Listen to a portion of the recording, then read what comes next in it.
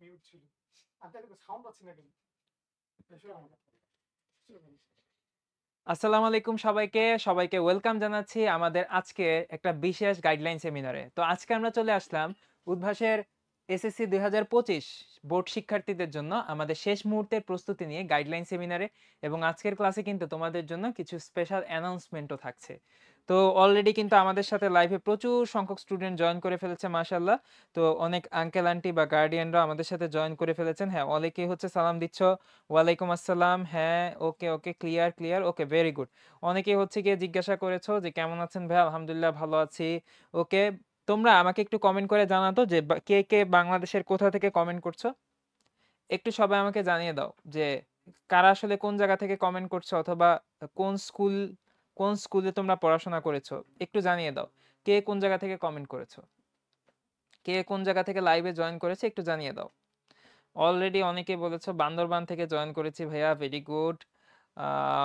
ওকে, হুম হুম, ওকে, সিলেট থেকে জয়েন করেছো, কুমিল্লা থেকে জয়েন করেছো, কুড়িগ্রাম থেকে জয়েন করেছো, ওকে, পঞ্চগড় থেকে দেখতে পাচ্ছি। হ্যাঁ, ঢাকা থেকে অনেকে জয়েন করেছো, ভেরি গুড। ওয়ালাইকুম আসসালাম, ওয়ালাইকুম আসসালাম। হ্যাঁ, আমরা কিন্তু আসলে দেখতে পাচ্ছি যে বাংলাদেশের প্রতিটা প্রান্ত থেকেই কিন্তু আজকে আমাদের সাথে আমাদের এসএসসি লেভেলের স্টুডেন্টরা লাইভে জয়েন করে ফেলেছে।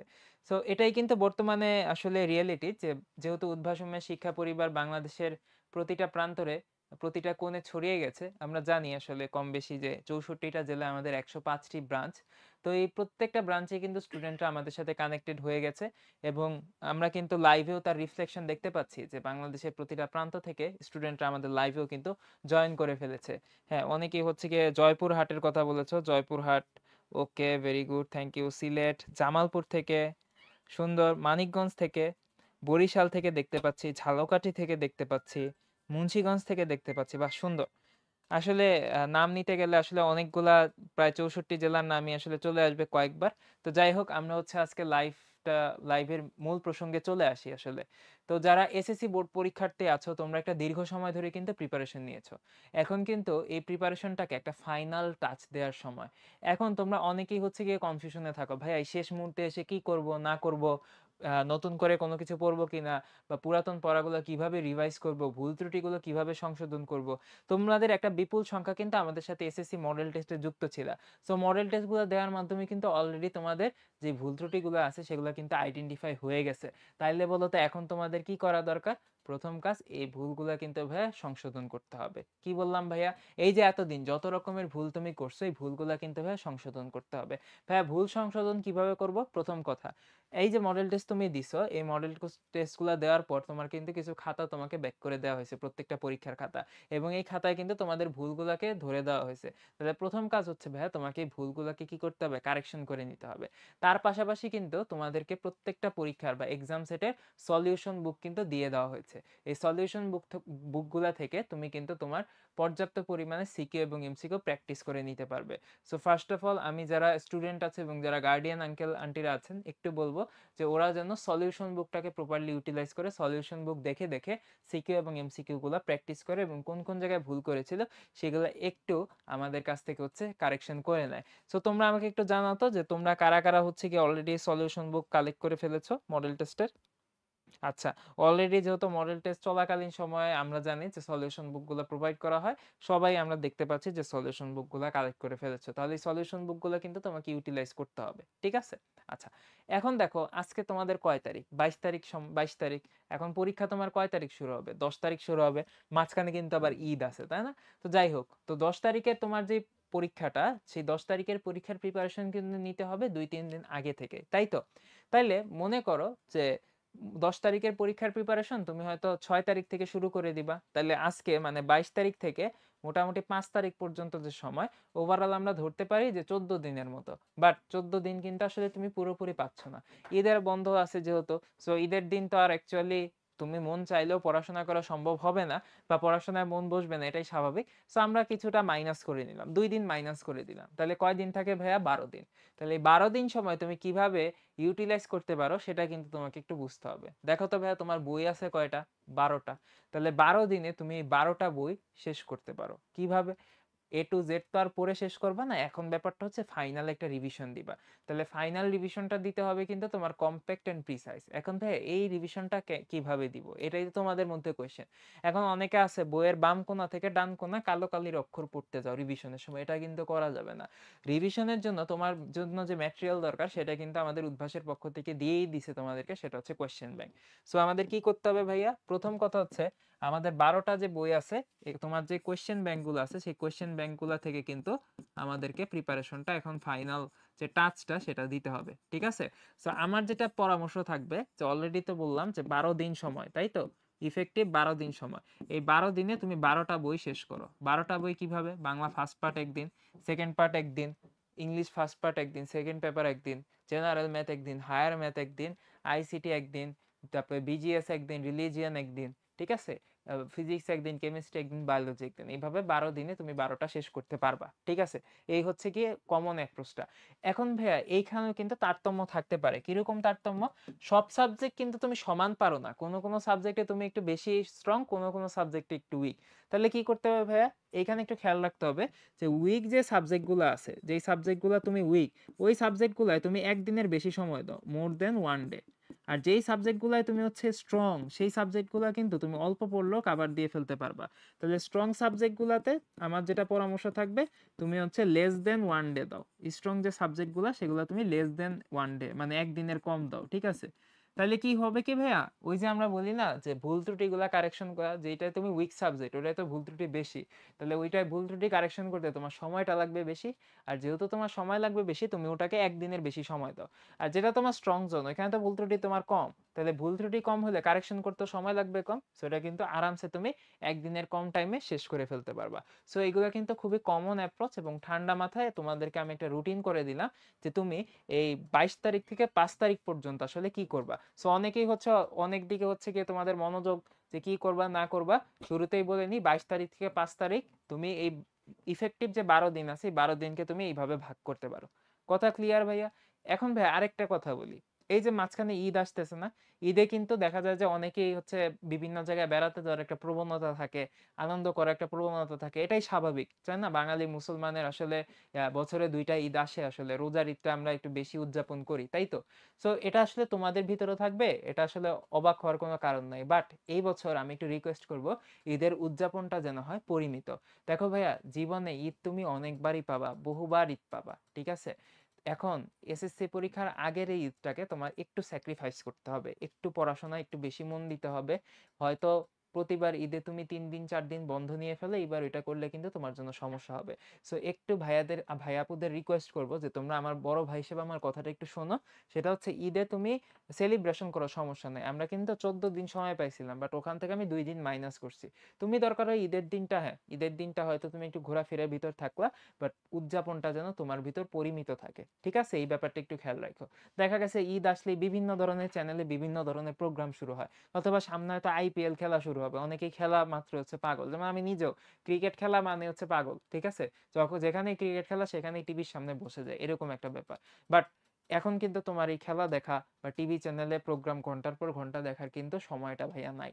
এই সময়টা কিন্তু ভাইয়া খুবই ভাইটাল, তোমার কিন্তু রিভিশনের সময় হচ্ছে এইটা। যত ভালো তুমি রিভিশন দিতে পারবা, আমাদের কোয়েশ্চেন ব্যাংকগুলো তুমি যদি A to Z কভার করতে পারো, আমি এতটুকু গ্যারান্টি দিতে পারি পরীক্ষায় কোনো কোয়েশ্চেনে তুমি আটকাবা না। সো তোমাকে যে কোয়েশ্চেন ব্যাংকগুলো দেওয়া হয়েছে মডেল টেস্টে যারা ছিল, জাস্ট এগুলাই দেখে যাও। বই পড়তে গেলে কুলাইতে পারবে না সময়, বাট কোয়েশ্চেন ব্যাংক দেখো, আরামসে শেষ হয়ে যাবে সবকিছু, ঠিক আছে? তো ওইটাই বললাম, ঈদ তুমি সেলিব্রেশন করো, বাট আস্তে ধীরে করো। এখানে কিন্তু আবার আমাদের আঙ্কেল আন্টিদের ভূমিকাটা গুরুত্বপূর্ণ। আমাদের প্রচুর সংখ্যক গার্ডিয়ান আমরা দেখতে পাচ্ছি অলরেডি আমাদের সাথে জয়েন হয়ে গিয়েছেন। তো আমি একটু ছোট করেই বলি, সেটা হচ্ছে আমাদের আঙ্কেল আন্টিরা সবাই খুব কনসার্ন থাকেন যে আসলে আমাদের ছোট ছোট ভাইয়া পুরা এসএসসি পরীক্ষা, লাইফে এত বড় একটা পরীক্ষা, ফার্স্ট টাইম বোর্ড এক্সাম, এটা আসলে কিভাবে দিবে না দিবে, ওদের উপর একটা প্রত্যাশার চাপও থাকে।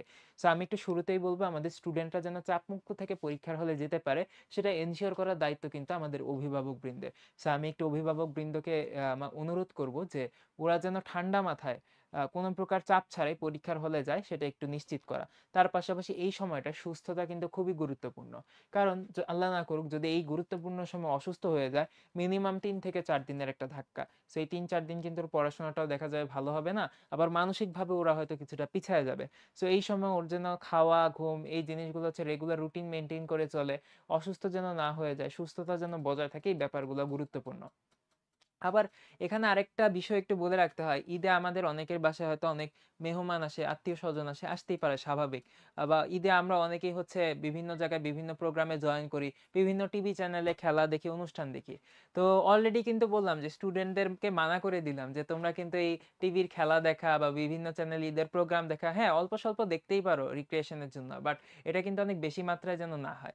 এখন ঝামেলা যেটা হয়, আমি আমার ছোটবেলায় ফিল করছি এই জিনিসটা, সেটা হচ্ছে দেখা যেত কি আমার বাসায় আমার হয়তো সামনে পরীক্ষা, বাট সামহাউ বাসার মানুষজন হয়তো অন্যান্য মেহমান-টেহমান এসে একসাথে হয়তো খেলা-টেলা দেখতেছে। তখন আমার কাছেও কিন্তু খুব মন চাইতো আচ্ছা আমিও গিয়ে খেলাটা দেখি। এটা আসলে আমাদের ছোট্ট শিশু মনের একটা প্রবণতা যে অন্যরা যা করে, অন্যরা যদি দেখা খেলতে চলে গেছে বা টিভি দেখতেছে, আমরাও তখন কি করতে চাই? খেলতে চাই বা টিভি দেখতে চাই। শিশু মনেরই এটা একটা বৈশিষ্ট্য আরকি বলা যায়।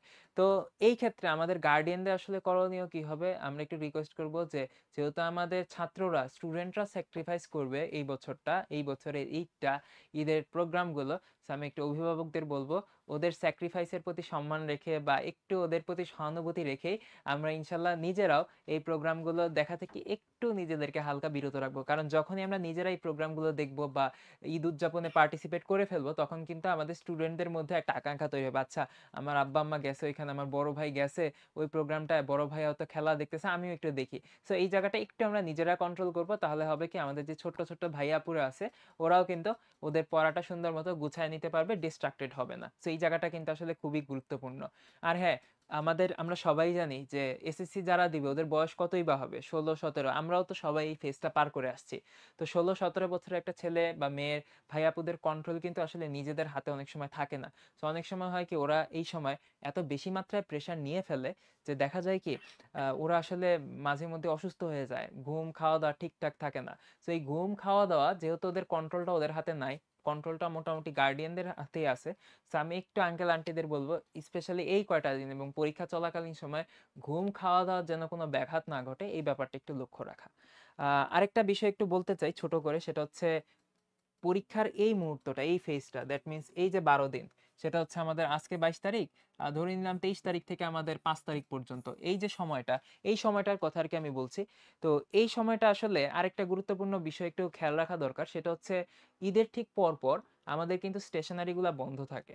সো ওদের অনেক সময় যেটা হবে যেহেতু ১০ তারিখ পরীক্ষা থাকবে, ১০ তারিখের পরীক্ষার জন্য কিন্তু আগেভাগেই কলম, পেন্সিল, স্কেল, শার্পনার অর্থাৎ জিওমেট্রিক্যাল ইন্সট্রুমেন্ট যা, যা দরকার তা কিন্তু আগেভাগেই গুছিয়ে নিতে হবে। এখন অনেকের বাসায় হয়তো অলরেডি কলম, পেন্সিল পর্যাপ্ত পরিমাণে আছে। অনেকের বাসায় হয়তো এই মুহূর্তে হয়তো নাই বা জিওমেট্রিক্যাল ইন্সট্রুমেন্ট ভালো কন্ডিশনে নাই। সেক্ষেত্রে কিন্তু সবচাইতে বেটার অপশন হচ্ছে ঈদের আগেই এই জিনিসগুলা কিনে ফেলা। কারণ আমরা জানি যে ঈদের ৪-৫ দিন আগেই কিন্তু দোকান বন্ধ হয়ে যেতে পারে স্টেশনারি শপগুলো, এবং ঈদের পরে ৫-৭ দিন পর্যন্ত কিন্তু স্টেশনারি শপগুলো বন্ধই থাকে। সেক্ষেত্রে কিন্তু অনেক সময় দেখা যেতে পারে কি যে পরীক্ষা চলে আসছে কিন্তু এই গুরুত্বপূর্ণ ইনস্ট্রুমেন্ট বা স্টেশনারি বক্সগুলা কেনাই হয় নাই। তখন কিন্তু একটা তাড়াহুড়ার মধ্যে পড়ে যাই, একটা টেনশনের ভিতরে আমরা পড়ে যাই। সো আমি একটু রিকোয়েস্ট করব স্টুডেন্ট প্লাস গার্ডিয়ান যারা আছে ওদের যে প্রয়োজনীয় জিনিসপত্রগুলা পরীক্ষার জন্য দরকার, যেমন হচ্ছে অ্যাডমিট কার্ড, রেজিস্ট্রেশন কার্ড অথবা অন্যান্য যেই প্রয়োজনীয় ইনস্ট্রুমেন্টগুলো আছে সেগুলো আগেভাগেই কালেকশন করে রাখা। তাহলে হবে কি পরীক্ষা হলে যাওয়ার আগে ও মেন্টালি অনেক বেশি স্টেবল থাকতে পারবে। আর যেহেতু ছোট্ট মানুষ, এই মেন্টালি স্টেবল থাকার ব্যাপারটা অ্যাকচুয়ালি অনেক গুরুত্বপূর্ণ। তো অনেকেই হচ্ছে গিয়ে হ্যাঁ, কমেন্ট করে ফেলছো, very good, very good, Kurigram থেকে করতেছো। হ্যাঁ, বিজিএস সম্পর্কে জানতে চাচ্ছ অনেকে, আমি একটু ছোট করেই বলি। আচ্ছা, বাংলাদেশ এবং বিশ্ব পরিচয় এটা অনেকের কাছে একটা আতঙ্কের নাম এসএসসি পরীক্ষার্থীদের কাছে। কারণ কি প্রচুর পড়া, তাই না? আমি এটার একটা সহজ বুদ্ধি শিখিয়ে দিই। বিজিএস, বাংলাদেশ এবং বিশ্ব পরিচয়, তুমি আমাদের কোশ্চেন ব্যাংকটা নিবা। কোশ্চেন ব্যাংক থেকে প্রিভিয়াস ইয়ারে বিজিএস এর কোশ্চেন গুলা দেখবা। কি দেখবা? প্রিভিয়াস ইয়ারে আমাদের যে বিজিএস এর কোশ্চেন গুলো আছে সেগুলো একটু দেখবা। দেখবা কিছু কমন জায়গা থেকেই কোশ্চেন আসে, কিছু কমন জায়গা থেকেই সিকিউ কোশ্চেন আসে। এবং তুমি যদি সেই কমন জায়গাগুলো মার্ক করে পড়ে ফেলো, তোমার সিকিউতে কত মার্ক? 70 মার্ক। তাহলে 70 মার্কের ভিতরে তুমি কিন্তু ভালো একটা নাম্বার আগে ভাগে পেয়ে যাবা। এবং মজার ব্যাপার, তুমি যদি কমন জিনিসগুলো ভালো করে পড়ো, তুমি তোমার এমসিকিউতে 30 মার্কের ভিতরে মিনিমাম 25 মার্ক কমন পেয়ে যাবা, মিনিমাম 25 মার্ক কমন পেয়ে যাবা। তাইলে আরেকটু কষ্ট করলে, ছোটখাটো জিনিসপাতি জানা থাকলে তুমি কিন্তু 25 মার্কের সাথে আর অ্যাড করতে পারবা। তাইলে দেখো নিয়মটা কি হবে, কোশ্চেন ব্যাংক দেখবা, প্রিভিয়াস ইয়ারের কোশ্চেন দেখবা, কোন কোন জায়গা থেকে কোশ্চেন আসছে সেগুলো একটু দেখবা। ওই হুবহু ওই জিনিসগুলাই পরীক্ষার হলে ঘুরে ফিরে বারবার আসে। তো ওই জিনিসগুলো একটু পড়ে ফেলো সুন্দর করে, দেখবা পরীক্ষার হলে তুমি কমন পাবাই পাবা। ঠিক আছে? তাইলে আর বিজিএস এ 1 উইক লাগবে না।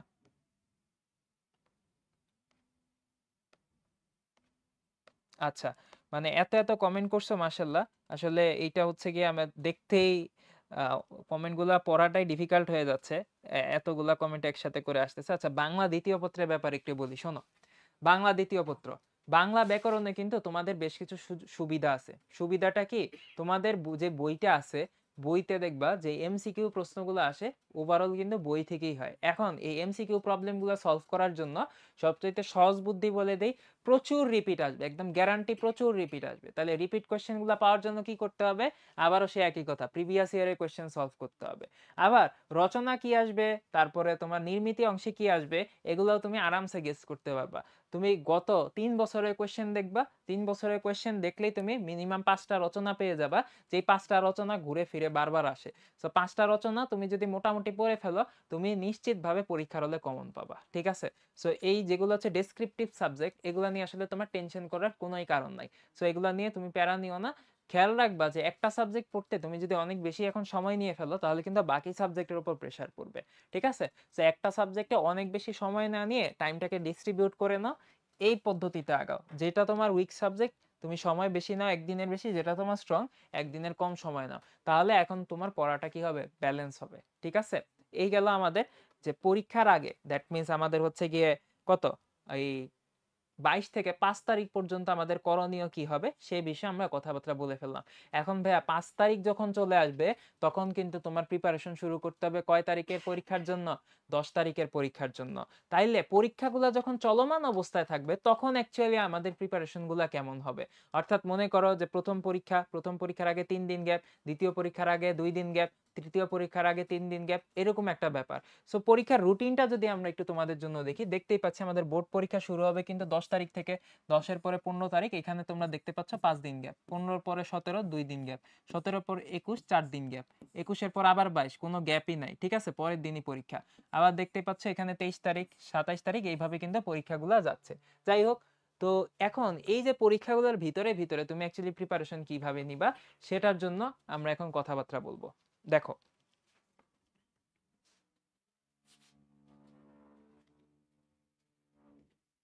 আচ্ছা, তো যেটার কথা বলতেছিলাম যে পরীক্ষা চলাকালীন প্রিপারেশন, এখানেই কিন্তু তোমাদের সেই সারপ্রাইজ অ্যানাউন্সমেন্ট। সারপ্রাইজ অ্যানাউন্সমেন্টটা কি? আমাদের সময় আমরা যখন ছিলাম স্টুডেন্ট, তখন সবচেয়ে বেশি ঝামেলায় যেটা পড়তাম, মনে করো কথার কথা সমাজ পরীক্ষা, বাংলাদেশ ও বিশ্ব পরিচয় পরীক্ষা। পরীক্ষার আগে বন্ধ আছে 2 দিন, এখন আমার তো মাথা নষ্ট যে 2 দিনের মধ্যে আবার কিভাবে কি শেষ করব। অর্থাৎ কোনো গাইডলাইন নাই যে আসলে 2 দিনে আমি কোন পড়াটা বেশি পড়বো, কোন জায়গাটা কম পড়বো, বুঝতে পারতেছি না। এরকম একটা ব্যাপার অনেক সময় থাকে। সো এইখানে কিন্তু গাইডলাইনটা অনেক বেশি ইম্পর্টেন্ট, এবং গাইড করে কেউ যদি আমাকে মনে করে A to Z আমার সিলেবাসটা শেষ করে দিত, সিলেবাসটা গুছায় দিত, বা কোন কোন জায়গায় পড়তে হবে একটু দেখায় দিত, তাহলে দেখা যেত যে আমার পরীক্ষা চলাকালীন প্রস্তুতিটা অনেক বেশি ভালো হইতো। আর সেই চিন্তাটাকে মাথায় রেখেই কিন্তু আমরা তোমাদের জন্য নিয়ে আসছি SSC 2025 subject review class routine. So আমরা এখানে যেটা করব যে প্রত্যেকটা সাবজেক্টের এক্সামের আগে তোমাদের জন্য সাবজেক্ট রিভিউ করে দিব। এবং এখানে একটা স্পেশাল বিষয় হচ্ছে, শুধুমাত্র যে সায়েন্সের সাবজেক্টগুলাই রিভিউ হবে তা কিন্তু না, আমাদের যে আর্টস কমার্সের যেই কমন সাবজেক্টগুলো আছে সেগুলোও কিন্তু এখানে রিভিউ হবে। সো একটা সময় পর্যন্ত হ্যাঁ, আমাদের উদ্ভাসের কার্যক্রম কিন্তু বিজ্ঞান বিভাগের পরীক্ষার্থীদের জন্য সীমিত ছিল, বাট আমাদের আর্টস কমার্সের বা মানবিক ব্যবসায় শিক্ষা শাখার স্টুডেন্টদের বিপুল ডিমান্ডের বা বিপুল চাহিদার পরিপ্রেক্ষিতে আমরা কিন্তু তাদের জন্য এখন সার্ভিসগুলো প্রোভাইড করছি। সো যারা ব্যবসায় শিক্ষা বা মানবিক শাখা আছো, তাদের কোনো টেনশন নাই। তোমাদের জন্য যে কমন সাবজেক্টগুলো আছে সেগুলোর জন্য কিন্তু আমরা সাবজেক্ট রিভিউ ক্লাসের ব্যবস্থা করেছি। সো তোমরাও কিন্তু নিশ্চিন্তে আমাদের সাথে এই সাবজেক্ট রিভিউ ক্লাসে জয়েন হয়ে একটা পূর্ণাঙ্গ প্রিপারেশন নিতে পারো। তো দেখো, সাবজেক্ট রিভিউ ক্লাসগুলো আবার তুমি কিভাবে ইউটিলাইজ করবা, খেয়াল করো ভাইয়া। 10 তারিখের পরীক্ষা, কি পরীক্ষা? বাংলা প্রথম পত্র। খুবই ভালো কথা, প্রিপারেশন শুরু করবা 6 তারিখ থেকে। 6 তারিখের দিন তুমি চোখ রাখবা উদ্ভাসের ফেসবুক পেজে। চোখ রাখলেই তুমি পেয়ে যাবা সাবজেক্ট রিভিউ ক্লাস। তাহলে এই ক্লাসের মাধ্যমে তুমি কি পাবা? প্রপার গাইডলাইন, প্রপার একদম প্রিপারেশন পেয়ে যাবা A to Z। কোন জায়গাগুলো তোমার পড়তে হবে না পড়তে হবে, কোন জায়গাগুলো পড়বা, কোন জায়গা ছাড়বা, কোন জিনিসের ব্যাখ্যা কি, কোন জিনিসগুলো গুরুত্ব বেশি দিতে হবে, সেগুলো তুমি পেয়ে গেলা। ঠিক আছে, 6 তারিখের কাহিনী শেষ। 6 তারিখ থেকে তুমি 9 তারিখ পর্যন্ত 6, 7, 8, 9 বাংলা প্রথম পত্র, জিনিসপাতি বেশি, পড়াশোনার জায়গা বেশি, একটু 4 দিন পড়লা। পড়ার পরে 10 তারিখের এক্সাম দিয়ে দিলা, খুবই ভালো। 10 তারিখের পরে পরবর্তী পরীক্ষাটা হচ্ছে তোমার 15 তারিখ। তো 10 তারিখ পরীক্ষা দিয়ে আসলা। এখন পরীক্ষা দিয়ে আসার পর বা পরীক্ষা আগের দিন আবার অনেকের ভিতরে অনেক রকম কনফিউশন তৈরি হয়। একটু বলি কি কি কনফিউশন। প্রথম কনফিউশন হচ্ছে অনেক সময় গুজব ছড়ায় পড়ে যে এই প্রশ্ন এরকম আসতে পারে না আসতে পারে, প্রশ্ন কঠিন হবে সহজ হবে, অমুক প্রশ্ন পরীক্ষা আসছে বা না আসছে। সহজ কথা বলি, তোমাদের এই সকল গুজবে কান দেওয়ার কোনোই দরকার নেই। তুমি স্টুডেন্ট, প্রিপারেশন নিছো, সুন্দর মতো পরীক্ষার হলে যাবা। তুমি ছিলা, পরীক্ষা দিছো, মডেল টেস্ট দিছো, সলিউশন বুক থেকে প্র্যাকটিস করছো, কোশ্চেন ব্যাংক পড়ছো। সো তোমার কিন্তু একটা প্রপার প্রিপারেশন আছে বলে আমরা বিশ্বাস করি। সো তুমি ডানে বামে দেখার কোনো দরকারই নাই, গুজবে কান দেওয়ার কোনো দরকারই নাই। ফ্রি মাইন্ডে তুমি প্রপার প্রিপারেশন নিয়ে রেজিস্ট্রেশন কার্ড, অ্যাডমিট কার্ড সবকিছু সুন্দরভাবে নিয়ে তুমি পরীক্ষার হলে যাবা। এখন পরীক্ষার হলে ঢোকার পর অনেকে আবার হাত পা কাঁপাকাঁপি শুরু হয়, কারণ আমরা জানি যে পরীক্ষার হলে আপন মানুষকেও পর মনে হয়। ঠিক আছে, সো এই হাত পা কাঁপাকাঁপি তোমার আশা করি হবে না। কেন হবে না বলি, তুমি যখন উদ্ভাসে পরীক্ষা দিছো তখনও কিন্তু তোমাকে কড়া গার্ড দিয়ে পরীক্ষা তোমারটা নেওয়া হয়েছে।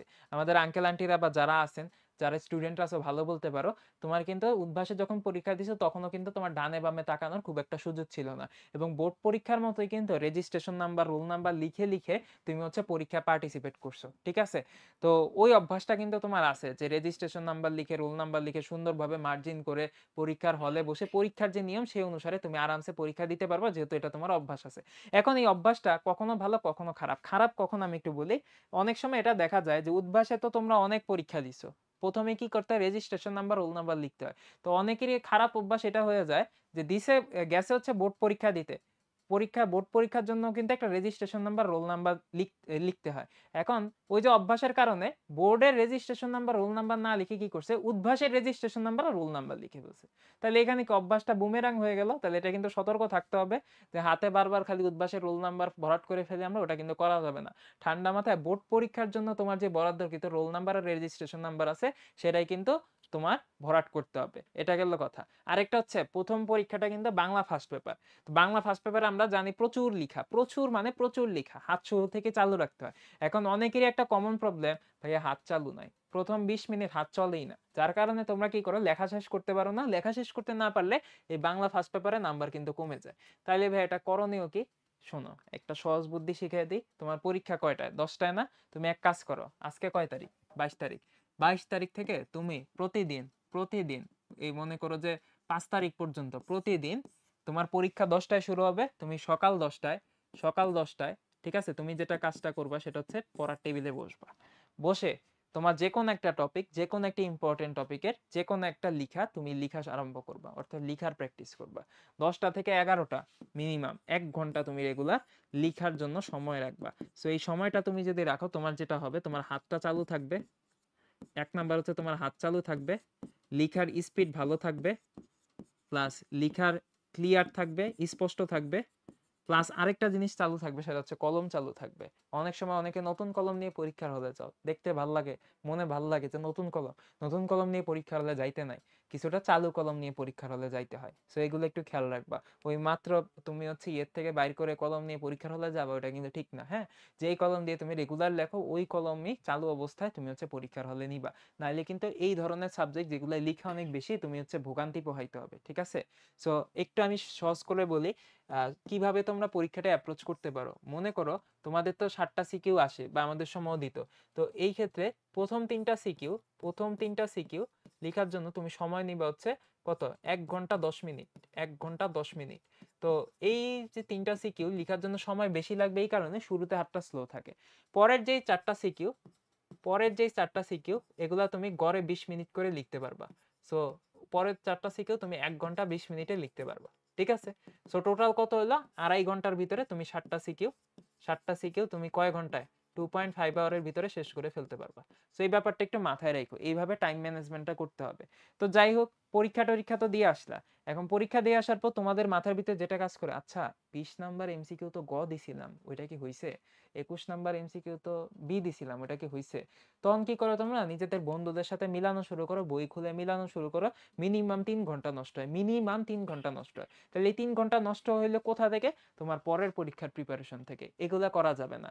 সহজ বুদ্ধি দেই, তুমি পরীক্ষা দিয়ে আসবা, সুন্দর মতো উদ্ভাসের পেজে যাবা। উদ্ভাসের পেজে কিন্তু তোমার মনে করো বাংলা ফার্স্ট পার্ট পরীক্ষা দিছো, যে যেই বোর্ডেরই স্টুডেন্ট হও না কেন, দেখবা সাথে সাথে বাংলা ফার্স্ট পার্টের সকল বোর্ডে এমসিকিউ এর সলিউশন চলে আসছে। সো তোমার যদি মনে চায় মিলানোর জন্য, তুমি এক নজরে মিলিয়ে ফেললা, বাট বাইরে ডিসকাশন করার কোনো দরকার নেই। কারণ যত ডিসকাশন করবা তত দেখবা যে তোমার সময় নষ্ট হচ্ছে, এবং সময় নষ্ট হইলে পরে পরীক্ষার জন্য প্রিপারেশন মনে করো পিছিয়ে যাবে।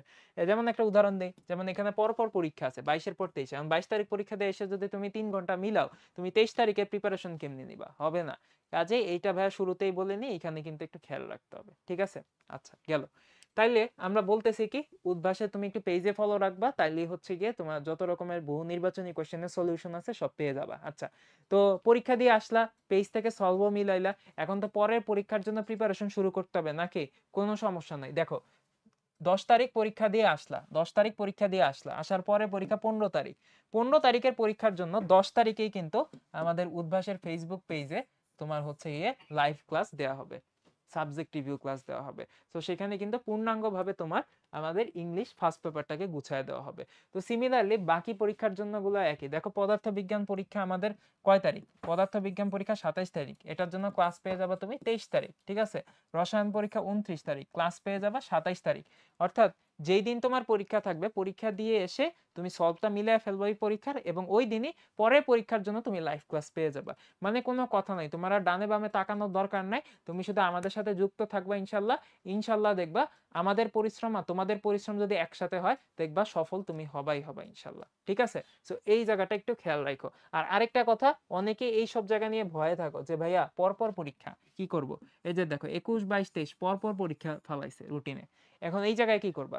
আমরা দেখি পরীক্ষাগুলা কি কি। দেখো 21 তারিখের পরীক্ষার জন্য তো 4 দিন সময় পাচ্ছ, সমস্যা নাই। কিন্তু ইসলাম শিক্ষার আগে গ্যাপ পাচ্ছ না, আইসিটির আগে গ্যাপ পাচ্ছ না। এখন তাহলে কি করণীয়? কি করণীয়? একটাই, ওই যে বললা যে তোমাকে যেই সব জায়গায় তুমি উইক, সেই সব জায়গায় বেশি সময়, স্ট্রং জায়গায় কম সময়। তাহলে যেহেতু তোমার আইসিটি আর ইসলাম শিক্ষার আগে গ্যাপ কম, তুমি এক কাজ করবা, এই যে 12 দিনের মধ্যে তুমি, হ্যাঁ 12 দিনের মধ্যে তুমি হয়তো একটু এক্সট্রা সময় বের করে তুমি হয়তো আমাদের যে ধর্ম, ইসলাম শিক্ষা, ঠিক আছে, প্লাস হচ্ছে গিয়ে আমাদের যে আইসিটি, এই দুইটা একটু আলাদা করে দেখে রাখলা, একটু বেশি দেখলা, ঠিক আছে? আর যেগুলোর আগে মনে করো গ্যাপ বেশি আছে, ওগুলো একটু কম দেখলা, সো এগুলা তোমাকে একটু ম্যাচ করে নিতে হবে। সো মনে করো গ্যাপ কোনটার আগে বেশি আছে একটু দেখায় দেই। মনে করো যে এই যে ইংলিশ ফার্স্ট পার্টের আগে 5 দিন গ্যাপ, 5 দিন গ্যাপ, ঠিক আছে? তারপরে এই গণিতের আগে হয়তো 4 দিন গ্যাপ, ঠিক আছে? তারপরে আমরা দেখতে পাচ্ছি ফিজিক্সের আগে 4 দিন গ্যাপ, ঠিক আছে? তারপরে হায়ার ম্যাথের আগে আবার দেখতে পাচ্ছি, ওরে বাবা এটা তো 5 দিন গ্যাপ। বিজ্ঞানের আগেও 5 দিন গ্যাপ। জীববিজ্ঞানের আগে আবার 1 দিন গ্যাপ। বাংলাদেশ বিশ্ব পরিচয় 1 দিন গ্যাপ। যাই হোক, বাংলা দ্বিতীয় পত্রের আগে 5 দিন গ্যাপ। সো আমরা দেখতে পাচ্ছি যে মিনিমাম 4-5 দিন গ্যাপ আছে, এরকম কিন্তু বেশ কয়েকটা সাবজেক্ট আছে। মিনিমাম 4-5 দিন গ্যাপওয়ালা সাবজেক্ট কয়েকটা, এই যে ইংরেজি ফার্স্ট পেপার, গণিত, তারপরে ফিজিক্স, তারপরে আমাদের উচ্চতর গণিত, বাংলা দ্বিতীয় পত্র, এই 5টা সাবজেক্টের আগে কিন্তু তোমাদের মিনিমাম 4 থেকে 5 দিন গ্যাপ আছে। তাহলে এই সাবজেক্টগুলো তুমি যদি একটু হালকা কমও পড়ো এখন, তাহলেও কিন্তু সমস্যা নেই, কারণ ওগুলার আগে যেহেতু গ্যাপ বেশি, গ্যাপ বড় আছে, তুমি কিন্তু কাভার দিয়ে ফেলতে পারবা। তো এই ছোট্ট ছোট্ট বুদ্ধি তোমাকে আমি শিখাই দিলাম, যেন পরীক্ষায় তুমি কাজে লাগাইতে পারো, ঠিক আছে? এখন দেখি, হ্যাঁ তোমরা প্রচুর হচ্ছে অনেকেই অনেক জায়গা থেকে কমেন্ট করতেছো, ভেরি গুড। ফিজিক্স নিয়ে কিছু বলেন। সহজ কথা, সবগুলার কমন ফর্মুলা একটাই, সলিউশন বুক থেকে তোমাদের যে কনফিউশন গুলো আছে কভার করে নাও, এবং বেশি বেশি কোশ্চেন ব্যাংক থেকে প্রিভিয়াস ইয়ারের কোশ্চেন গুলো সলভ করতে থাকো। তুমি যদি একবার কোশ্চেন ব্যাংকের A to Z সলভ করতে পারো, তোমার আর পিছনে ফিরে তাকাইতে হবে না। আর কোন জায়গাগুলো বেশি পড়তে হবে, পরীক্ষার আগ মুহূর্তে চোখ রাখতে হবে সাবজেক্ট রিভিউ ক্লাসে, সব কিছু ক্লিয়ার করে দেওয়া হবে, কোনো সমস্যা নাই। অলরেডি তোমরা প্রিভিয়াস ইয়ারে এই টাইপের ক্লাস হয়েছে, সেগুলো থেকে আইডিয়া নিতে পারো যে কিভাবে অ্যাকচুয়ালি তোমাদের জন্য পড়াটা আমরা গুছিয়ে দেওয়ার ট্রাই করব।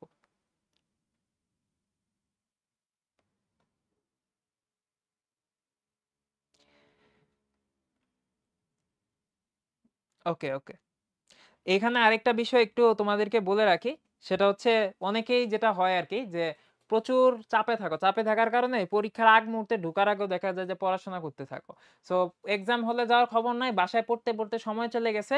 তুমি হয়তো এক্সাম হলে ১০ টার পরীক্ষা ৯ টায় বাসা থেকে বের হইছো। আল্লাহ না করুক যদি জ্যাম থাকে রাস্তায়, তখন কিন্তু তুমি ১০ টার পরীক্ষা ১০ টায় দিতে পারবা না। এটা কিন্তু বিরাট ক্ষতি হয়ে যাবে। তাহলে এইখানে মাথায় রাখতে হবে বাসার থেকে বের হবা তুমি অনেক আগে যেন এক্সাম হলে ধরো ১০ টায় পরীক্ষা মিনিমাম ৯ টা বাজে ওখানে চলে যাইতে পারো। হ্যাঁ, এরপরে যদি তোমার কোনো কিছু দেখার দরকার হয় বই খুলে তুমি হয়তো আঙ্কেল বা আন্টির কাছ থেকে বইটা নিয়ে দেখে নিলা। বাট বাসায় তুমি বেশি সময় না থেকে এমনভাবে বাসার থেকে বের হবা যেন ৯ টার মধ্যে তুমি এক্সাম হলে চলে যাইতে পারো। ঠিক আছে? এই ব্যাপারটা একটু মাথায় রেখো। আরেকটা হচ্ছে তোমাদের কিন্তু রুটিন কয়েকবার চেঞ্জ হইছে। এই ব্যাপারটা সতর্ক থাকো। রুটিন কয়েকবার চেঞ্জ হইছে। লেটেস্ট যে রুটিন সেই অনুযায়ী কিন্তু পরীক্ষা হবে। সো লেটেস্ট রুটিনটা তোমাদের সুবিধার জন্য আমরা অলরেডি এখানে দিয়ে দিছি। সো এগুলা নিয়ে প্যারা খাওয়ার কোনো দরকার নাই। ঠিক আছে?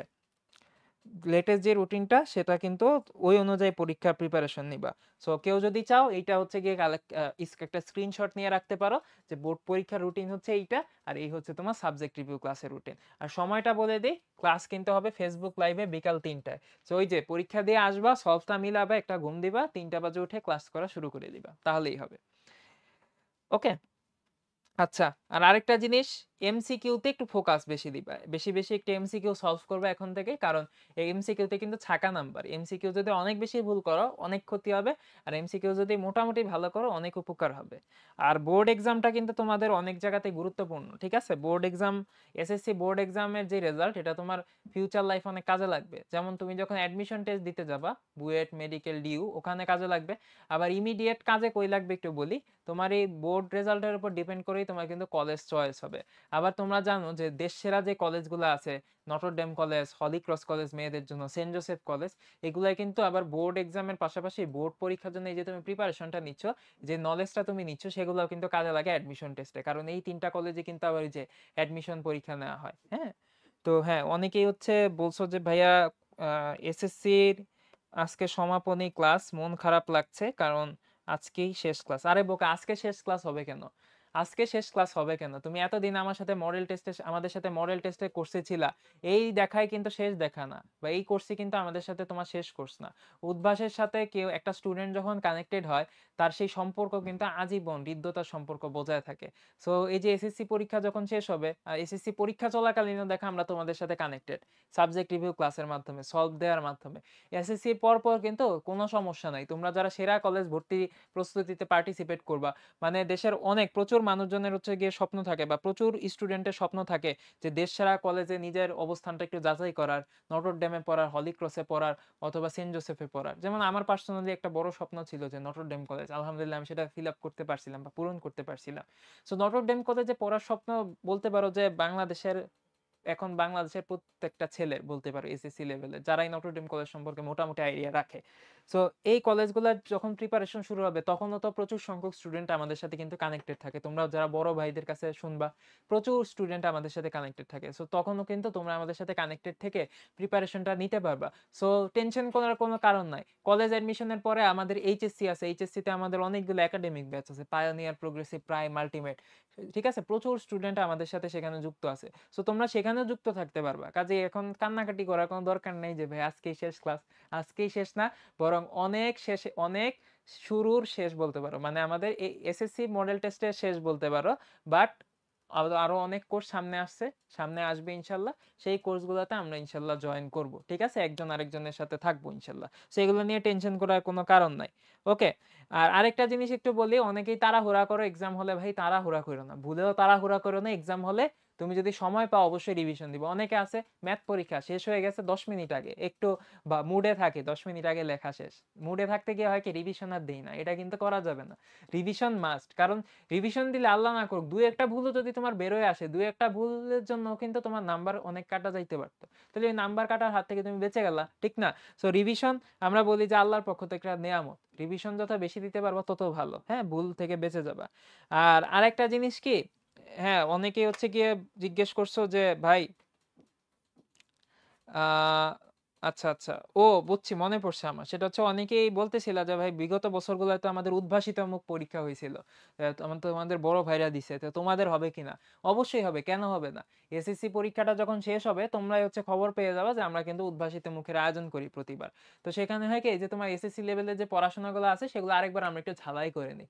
এবং সেখানে প্রচুর স্টুডেন্টরা থাকে এবং তাদের সবার উৎসাহের জন্য কিছু মেধাবৃত্তি আরকি দেয়া হয়। সো সেখানে ইনশাআল্লাহ আমাদের আবার দেখা হবে। টেনশনের কোনো কারণ নাই। উদ্ভাসিত মুখ তোমাদের জন্য হবে। সেটা নিয়ে টেনশন করো না। সবই হবে। কোনো সমস্যা নাই। আর হ্যাঁ, জিজ্ঞেস করছো যে ভাইয়া নটরডেম কলেজে প্রিপারেশন নেওয়ার জন্য কিভাবে কি করা যায় একটু বললে ভালো হতো। আচ্ছা শোনো, এগুলা নিয়ে তো আমরা সামনে সেমিনার করব। এসএসসি পরীক্ষাটা দাও, সামনে এগুলা নিয়ে আমরা অনেক ডিসকাশন করব। তোমাদের জন্য কলেজ ভর্তি প্রস্তুতি প্রোগ্রাম আসছে, কোনো সমস্যা নাই। সেখানে Notre Dame, Holy Cross, Saint Joseph এই কলেজগুলো আমরা কিভাবে প্রিপারেশন নিতে পারি সেগুলা নিয়েও আমরা ডিসকাশন করব। আপাতত একটুকু বলি, এসএসসিটা সুন্দরভাবে দাও, পরবর্তীতে আস্তে আমাদের সাথে কানেক্টেড থাকো, সবকিছুই তোমরা জেনে যেতে পারবা। আর কোনো টেনশন করিও না, আমাদের কলেজ অ্যাডমিশন প্রোগ্রামে কিন্তু আমাদের যে বুয়েট, মেডিকেল, ঢাবির যে মেধাবী ভাইয়া আপুরা তোমাদের সাথে সার্বক্ষণিকভাবে কানেক্টেড থাকবেন। আর আমিও পার্সোনালি তোমাদের সাথে মেন্টর হিসেবে থাকবো। সো এটা নিয়ে আসলে আমরা ইনশাল্লাহ পরবর্তীতে কথা বলবো। আপাতত ফোকাস রাখো ভাইয়া, সেটা হচ্ছে তোমার সামনে বোর্ড পরীক্ষা, সেটার প্রতি ফোকাস রাখো। সো অন্যদিকে ফোকাস ডাইভার্ট করার কোনোই প্রয়োজন নাই। ঠিক আছে? হ্যাঁ, হ্যাঁ। ঠিক আছে ভাইয়া। ওকে, ওকে। হ্যাঁ, হ্যাঁ। ঠিক আছে। ওকে, ওকে ভাইয়া। ঠিক আছে। হ্যাঁ, আমাদের সাথে অনেক গার্ডিয়ান আঙ্কেল আন্টিরাও আজকে যুক্ত হয়ে গেছেন। সো আঙ্কেল আন্টিদেরও আমি ধন্যবাদ জানাতে চাই। কারণ তাদের মূল্যবান সময়টা আমাদের এই প্রোগ্রাম বা এই সেমিনারে দেওয়ার জন্য। আঙ্কেল আন্টিদের অনেকেই হচ্ছে গিয়ে ধন্যবাদ জানিয়েছেন আমাদেরকে এই ধরনের সেমিনার আয়োজন করার জন্য। অ্যাকচুয়ালি আমাদের স্টুডেন্টদের এই যে আমাদের পার্টিসিপেশন, এই যে ওদের এত কোয়েশ্চেন, ওদের যে উৎসাহ উদ্দীপনা, এটাই আসলে আমাদের অনুপ্রাণিত করে এই ধরনের প্রোগ্রামগুলোকে এগিয়ে নেওয়ার জন্য।